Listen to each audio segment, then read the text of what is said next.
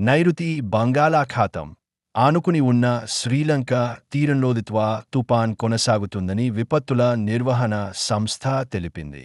ఆదివారం తెల్లవారుజామున నైరుతి బంగాళాఖాతం తమిళనాడు, పుదుచ్చేరి, దక్షిణ కోస్తా తీరాలకు చేరుకునే అవకాశం ఉందంది.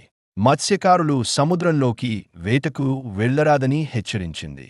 దీని ప్రభావంతో శని, ఆది, సోమవారాల్లో కోస్తా, రాయలసీమ ప్రాంతంలో అక్కడక్కడ భారీ వర్షాలు, కొన్నిచోట్ల అతిభారీ వర్షాలు కురుస్తాయని తెలిపింది. రేపు సాయంత్రం నుంచి కోస్తా తీరం వెంబడి గంటకు 50-70 కిమీ వేగంతో బలమైన ఈదురుగాలులు వీస్తాయని తెలిపింది.